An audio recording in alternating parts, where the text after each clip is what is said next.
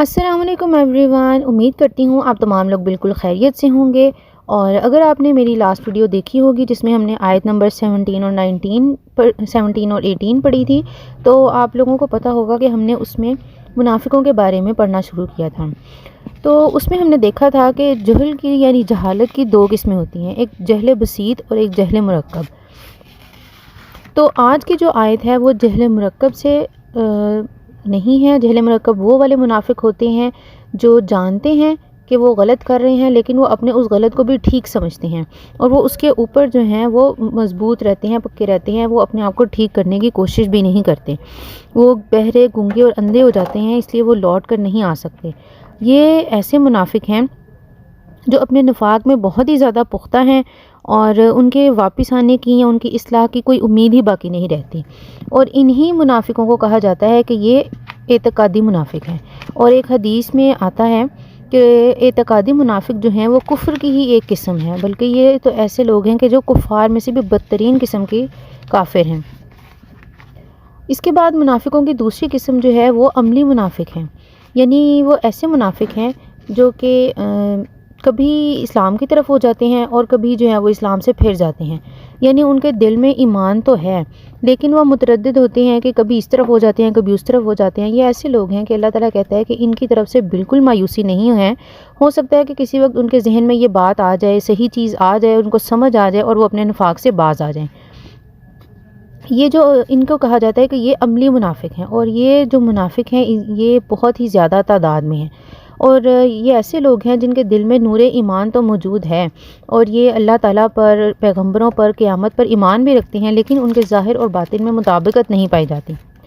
رسول اللہ صلی اللہ علیہ وسلم نے عملی منافق کی کچھ نشانیاں بتائی ہیں۔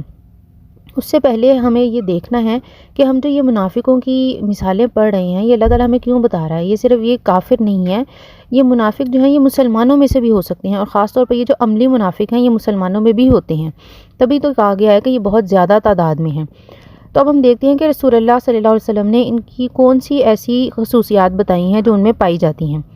سب سے پہلی تو یہ ہے کہ جب ان کے پاس امانت رکھی جائے تو وہ خیانت کرتا ہے، اور جب کسی سے جھگڑا کرتا ہے تو گالم گلوچ کرتا ہے، اور جب وعدہ کرتا ہے تو اس کی خلاف ورزی کرتا ہے۔ ایسا جو منافق ہوگا وہ عملی منافق ہے، یعنی وہ اللہ تعالیٰ کے عائد کردہ جو بھی فرائض ہیں، نماز، روزہ وغیرہ کو فرض سمجھتے ہوئے انہیں پورا نہیں کرتا۔ اور آج آپ دیکھیں کہ بہت سے مسلمان ایسے ہیں پوری دنیا میں جو کہ اس چیز سے ہمیں نظر آتے ہیں کہ وہ اللہ تعالیٰ کی فرض کی ہوئی چیزوں کو پورا نہیں کرتے۔ اس کے بعد ہم دیکھتے ہیں کہ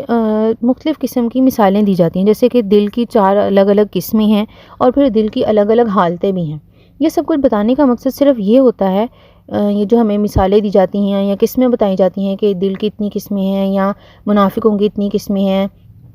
ان کو بتانے کا صرف یہ مقصد ہے کہ ہم یہ دیکھ سکیں کہ ہم ان میں سے کسی ایک میں پورا تو نہیں اترتے، اور اگر ہم ان میں سے پورا اترتے ہیں تو ہم پھر اپنے آپ کو ٹھیک کیسے کر سکتے ہیں۔ تو اس میں ہم دیکھتے ہیں کہ جو دل ہے، جو اسلام ہے، اس میں یہ دل کو بہت زیادہ اہمیت حاصل ہے، کیونکہ یہ دل ہی ہے جو اگر ٹھیک ہوگا، وہ اگر ایمان پر پختہ ہوگا تو انسان جو ہے وہ ایک اچھا مسلمان بن سکے گا۔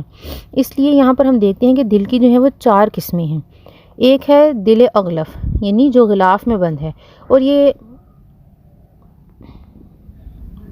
ایسا دل ہے جو کہ کافروں کا دل ہے۔ اس میں کہا جاتا ہے، اس کی مثال ایسی ہے کہ جیسے ایک پرندے کو ایسے پنجرے میں بند کر دیا جائے کہ جس میں کوئی سوراخ ہی نہ ہو،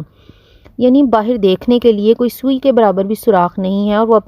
یہ مثال کافروں کے لیے اس لیے دی جاتی ہے کہ وہ اپنے خول سے باہر دیکھ ہی نہیں پاتے، اپنے کفر سے باہر حق کی بات کو وہ دیکھ ہی نہیں پاتے۔ اس کے بعد ہم دیکھتے ہیں کہ دل مومن جو ہے وہ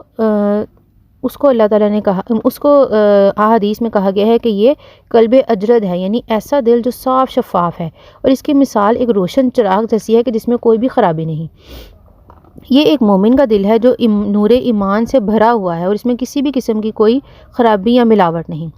پھر ہم دیکھتے ہیں کہ تیسری قسم کا جو دل ہے وہ دل معکوس ہے، یعنی منافق کا دل ہے، جس نے ایمان کو پہچان تو لیا لیکن اس نے قبول نہیں کیا، اور صرف اپنے بچاؤ کی خاطر یا وہ سمجھتا ہے کہ میں اللہ کو فریب دے رہا ہوں، مگر حقیقت میں وہ اپنے آپ کو فریب دے رہا ہوتا ہے۔ اور یہ ایک ایسا دل ہے جس میں ایمان بھی ہے، اس کے بعد ایمان تو ہے اس میں، لیکن وہ کبھی ایمان کی طرف ہو جاتا ہے اور کبھی جو ہے وہ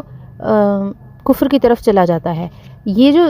دل ہے اس کو کہا جاتا ہے دل مصفح، یعنی یہ دو پہلو والا دل ہے کہ کبھی وہ ایمان کی طرف ہو جاتا ہے اور کبھی وہ کفر کی طرف چلا جاتا ہے۔ اور یہ عملی منافق جو ہیں وہ ان کا یہی دل ہوتا ہے کہ کبھی تو ہیں وہ بہت زیادہ نیک ہو جائیں گے، یا کبھی اچانک سے ان کو سمجھ نہیں آئے گی اور وہ اپنے ایمان سے ہٹ جائیں گے۔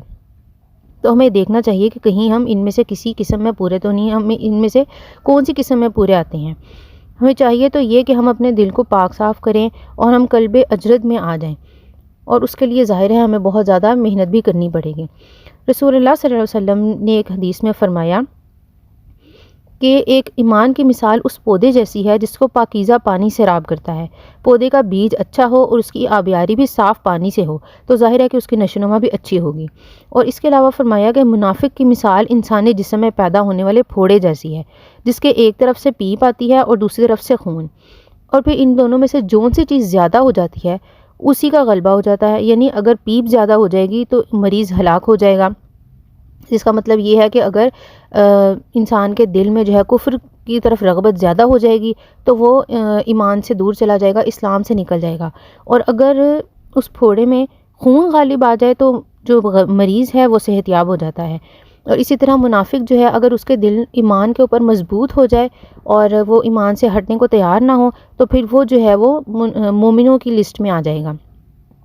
اس میں یہی آپ صلی اللہ علیہ وسلم نے فرمایا کہ منافق میں یہ دونوں قسم کے مادے پائے جاتے ہیں، اور کیونکہ یہ عملی منافق ہے اور ان میں یہ نہیں ہے کہ یہ ٹھیک ہو ہی نہیں سکتے، ان میں اصلاح کی گنجائش موجود ہے اور اگر وہ چاہیں تو اپنی اصلاح کر سکتے ہیں۔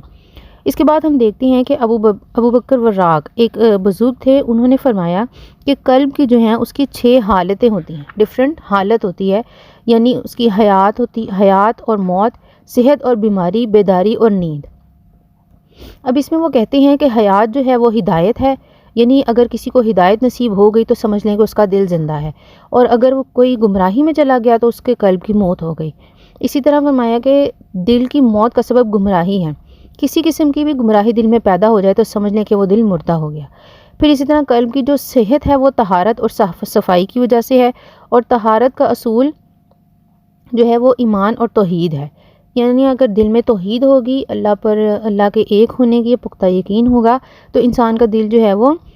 صحت مند ہوگا۔ اور اس کے برخلاف اگر قلب میں کوئی بیماری ہے، کوئی کدورت ہے یا گندے کوئی خیالات ہیں، تعلقات ہیں ایسے، تو وہ دل جو ہے وہ بیمار ہو جائے گا۔ قرآن پاک میں موجود ہے کہ اللہ تعالیٰ نے ابراہیم علیہ السلام کا قول نقل کیا کہ انہوں نے قیامت کا تذکرہ کرتے ہوئے فرمایا، اس دن نہ مال کسی کے کام آئے گا نہ اولاد مفید ہوگی، ہاں جو قلب سلیم لے کر پہنچ گیا اس کو فائدہ ہوگا، اور قلب سلیم وہی ہے جس میں طہارت، پاکیزگی اور نور ایمان ہوگا۔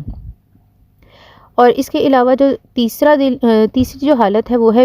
بیداری، یعنی بیداری جو ہے وہ ذکر الہی میں ہے۔ جو شخص اللہ تعالیٰ کے ذکر میں مشغول رہتا ہے اس کا دل بیدار رہتا ہے۔ اس میں رسول اللہ صلی اللہ علیہ وسلم کا فرمان ہے کہ اللہ تعالیٰ کا ذکر کرنے اور نہ کرنے والے کی مثال زندہ اور مردہ کی ہے، اور اسی چیز سے انہوں نے لیا ہے کہ جب دل جو ہے وہ اللہ کا ذکر کر رہا ہوگا تو اس کی مثال زندہ یا بیداری والی ہوگی، اور اگر وہ انسان اللہ تعالیٰ کے ذکر سے غافل ہو جائے گا تو اس کا دل جو ہے وہ مردہ ہو جائے گا۔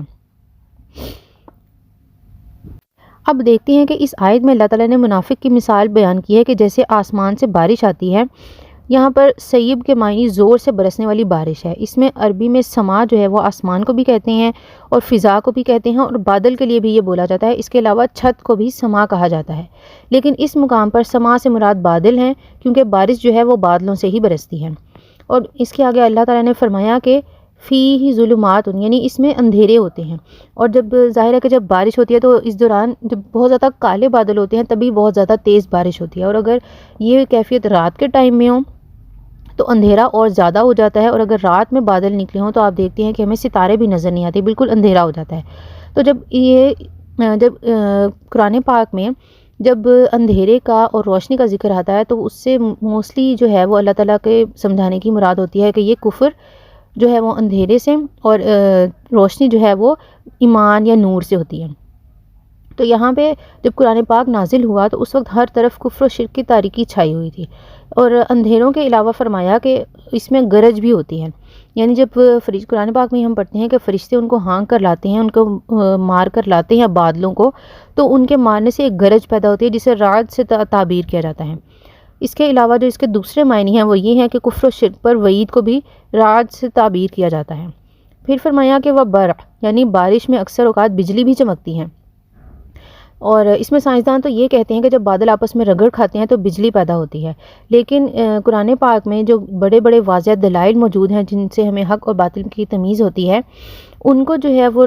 ان کو برق سے جو ہے وہ اس لیے مشابہ کیا گیا ہے کہ جب بجلی چمکتی ہے تو ہمیں بہت واضح وہ نظر آتی ہے، ایون کہ اگر دن کے ٹائم میں بھی بجلی چمکے تو وہ ایک پوری لائن ہمیں نظر آتی ہے۔ اسی طرح اللہ تعالیٰ نے یہاں پر یہ مثال بیان کی کہ اللہ تعالیٰ نے حق اور باطل کو بہت واضح طریقے سے الگ الگ کر دیا ہے کہ وہ اتنے واضح ہیں کہ جو بھی انسان کوئی شعور والا ہوگا وہ اس کو دیکھے گا تو اس کو سمجھ آ جائے گی۔ تو پھر آگے اللہ تعالیٰ نے فرمایا کہ وہ کڑک کے خوف سے اپنے کانوں میں انگلیاں ڈال لیتے ہیں، اور جب بارش کے دوران بجلی چمکتی ہے اور گرج پیدا ہوتی ہے تو دہشت کے مارے وہ کانوں میں انگلیاں ٹھونس لیتے ہیں کہ کہیں ہلاک نہ ہو جائیں موت کے ڈر سے، حالانکہ یہ موت سے بھاگ نہیں سکتے کیونکہ اللہ تعالیٰ کافروں کو ہر طرف سے گھیرنے والا ہے، وہ پکڑنا چاہے تو فوراً گرفت کر لیں، لیکن اللہ تعالیٰ جو ہے وہ تھوڑی ڈھیل دیتے ہیں کہ شاید انسان جو ہے وہ اس کو عقل آ جائے اور واپس وہ اللہ تعالیٰ کی طرف لوٹ آئے۔ پھر یہ ہے کہ اللہ تعالیٰ کی ناراضگی کی وجہ سے ان کی آنکھوں کو اچک لے سکتا ہے اور ان کو اندھا بھی کر سکتا ہے۔ جب بجلی کی چمک پیدا ہوتی ہے تو اس کی روشنی میں تھوڑی دور تک وہ چلتے ہیں، اور جب اندھیرا چھا جاتا ہے تو وہ ٹھہر جاتے ہیں۔ اس میں اللہ تعالیٰ جو ہے وہ قرآن کریم میں کفر و شرک کا ذکر فرمایا اور کہ یہ اندھیروں کے ساتھ بہت زیادہ مشابہت رکھتے ہیں، یعنی اللہ تعالیٰ نے ہمیں کان، آنکھیں، دل اور ہر چیز دی، سارے حواس عطا کیے، یہ اس کا انعام ہے کہ اس نے ہمیں اتنا کچھ عطا کیا، اور ہدایت حاصل کرنے کے ذرائع بھی اس نے ہمیں دیے، یعنی قرآن ہمیں دے دیا، رسول اللہ صلی اللہ علیہ وسلم کی سنت دے دی،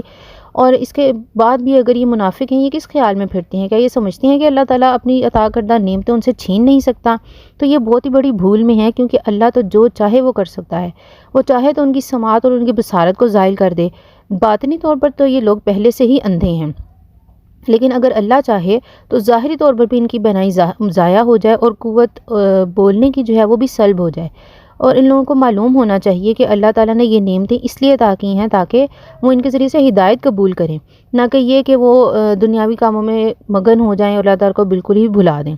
لہٰذا یہ اللہ تعالیٰ کے لیے کچھ بھی مشکل نہیں ہے، وہ ہر چیز پر قادر ہے، وہ اپنا عطا کیا ہوا انعام واپس بھی لے سکتا ہے، اس لیے ہمیں ہر وقت یہ دعا کرنی چاہیے کہ اللہ تعالیٰ جو ہے وہ ہم پر اپنا رحم و کرم فرمائیں اور ہمیں منافقت سے بچائے اور ہمیں سیدھے راستے پر چلائیں۔ اور اس کے ساتھ ہی یہاں پر اس کی تفسیر جو ہے وہ ان دو آیات کی وہ مکمل ہو گئی ہے۔ اس کے علاوہ میں آپ کو یہ کہنا چاہوں گی کہ اگر ابھی تک آپ نے جو ہے وہ میرا نیوز لیٹر جو ہے سبسکرائب نہیں کیا تو میں ڈسکرپشن میں اس کا لنک ڈال رہی ہوں، آپ وہاں سے جا کر اس کو سبسکرائب کر دیجئے، کیونکہ اس کا جو آج ہم نے آیات پڑھی ہیں وہ